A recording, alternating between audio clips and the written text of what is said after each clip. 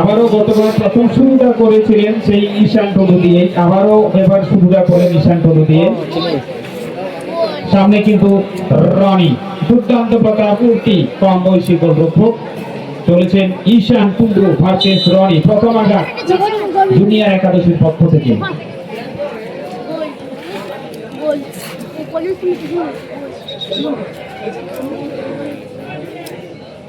কি করছে রে বাবু জাতি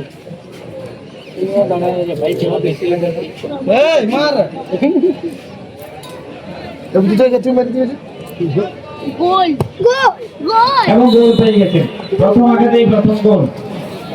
ঈশান টুডু দক্ষ একজন খেলোয়াড়, যিনি অনেকদিন দীর্ঘদিন ধরে খেলে চলেছেন এবং এখনো পর্যন্ত খেলার সঙ্গে ওতপ্রোতভাবে জড়িত। জন্মেঞ্জয় মাহাতো অফে চিমনি নামে বেশি পরিচিত, অনেক বড় বড় টুর্নামেন্টে খেলায় অংশগ্রহণ করে থাকেন। আজকে আমরা গোর্খা গ্রাউন্ডে দেখতে পাচ্ছি জিমিকে, সামনে রয়েছে বাবলু।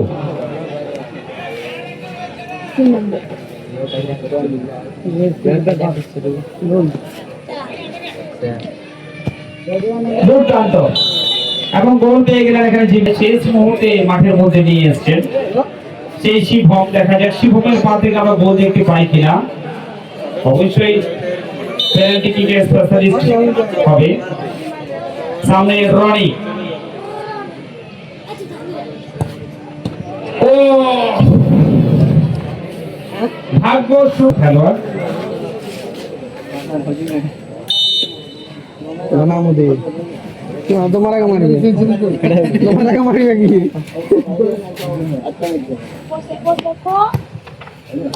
এবং গোল পেয়ে গেছেন। ক্যামেরা শট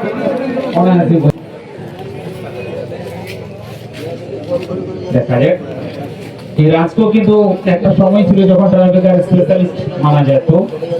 রাজের পা থেকে দেখা যাক আমরা গোল দেখতে পাবো কি পাবো না।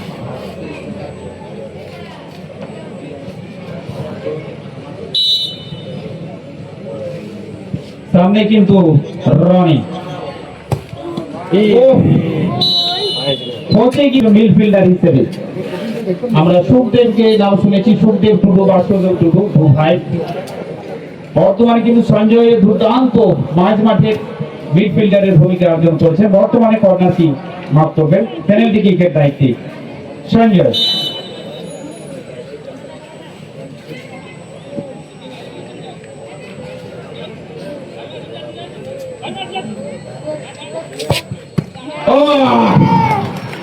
এবং শেষ, যাই হোক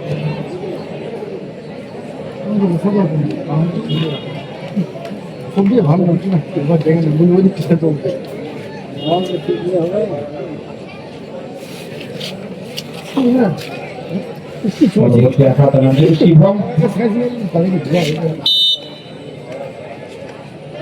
সামনে রনি,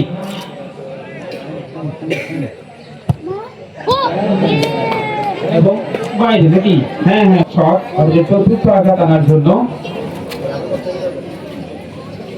গোপী, সম্ভবত গোপী চলেছে।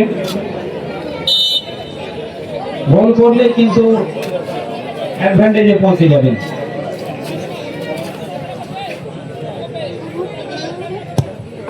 দুর্দান্ত ভালো মাপের একটা শট দেখলাম, খুব ভালো প্লেয়ার কিন্তু জয়লাভ করবে এখানে। রনির কাছে অনেক বড় চ্যালেঞ্জ এখানে। মধু সিং ভালো খেলোয়াড়।